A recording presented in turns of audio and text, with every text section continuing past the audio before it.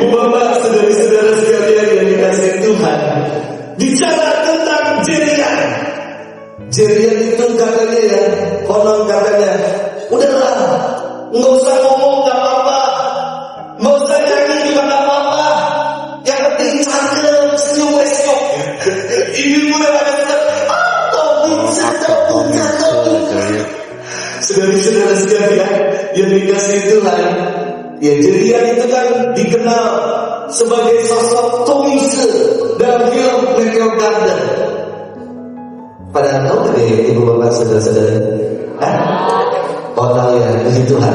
Mungkin kalau anak-anak nggak tahu tentang Tommy, mungkin anak zaman sekarang dia lebih tahunya Chandler. Ya. Lebih tahu ini juga viral. Saudara-saudara sekalian, namun ketika Jerian main film lain, judulnya The Forbidden Flower, ia tampil berbeda peran, tidak tampil sebagai sosok Tommy, pemuda yang angkuh dan sombong, namun akhirnya hatinya luluh ketika menemukan Sancai seruput liar. Saya ikuti.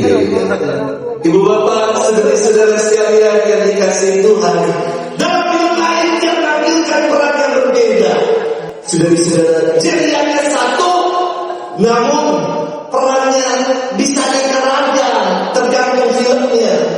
Saya hanya ingin mencoba mendekati tentang alat Tritunggal, walau tidak sepenuhnya tepat pasti.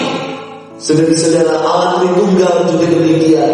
Alat yang satu, perannya tiga dalam sejarah keselamatan. Allah yang kita sebut Bapa, ialah yang menciptakan dunia dan segala isinya. Allah yang kita sebut Allah Putra atau Yesus, dialah Allah yang menebus kita dari segala dosa-dosa kita. Dan Allah yang kita sebut sebagai Allah Kudus adalah Allah yang menyertai kita sampai dengan akhir zaman. Saudara-saudara sekalian yang dikasihi Tuhan, namun karena gereja Katolik mengimani pokok iman Allah Tritunggal, suka banyak yang menuduhkan orang Katolik punya Tuhan tiga, namanya Bapa, Putra, dan Roh Kudus. Satu, dua, tiga. Benar. Jadi Tuhan kita adalah apa? Satu atau tiga? Satu. Kita bukan beriman politeis, tidak. Kita beriman akan Allah Tritunggal, Trinitas, Tritiga, tapi unitas, unik, satu, tunggal, satu. Satu Allah, ia memperkenalkan dirinya dalam rupa tiga pribadi ini. Cukup untuk Allah memperkenalkan tiga pribadi ini untuk menyatakan betapa kita dikasihi oleh Allah. Saudara-saudara, tadi dalam bacaan pertama, bacaan kedua juga bacaan Injil, ada satu kata yang sama kalau kita bicara tentang Allah.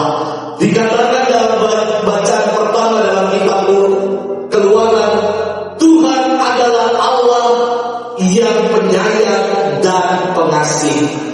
Dalam surat Rasul Paulus kepada jemaat di Korintus dikatakan demikian, maka Allah sumber kasih. Ada yang sama kalau kita amati dengan sesama, yakni kata kasih. Maka kalau hari ini kita merayakan Hari Raya Tritunggal Maha Kudus, kita mau merayakan Allah yang begitu mengasihi kita.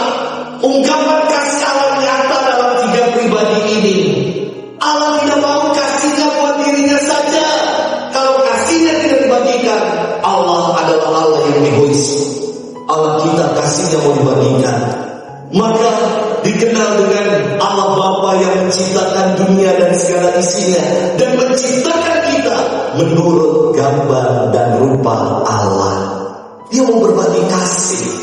Namun karena kita berdosa, suka berpaling, lagi-lagi Allah yang mengasihi kita datang, menghampiri, mau hadir dalam sejarah umat manusia melalui Yesus putranya, bahkan Ia menebus kita dengan wafat di kayu salib.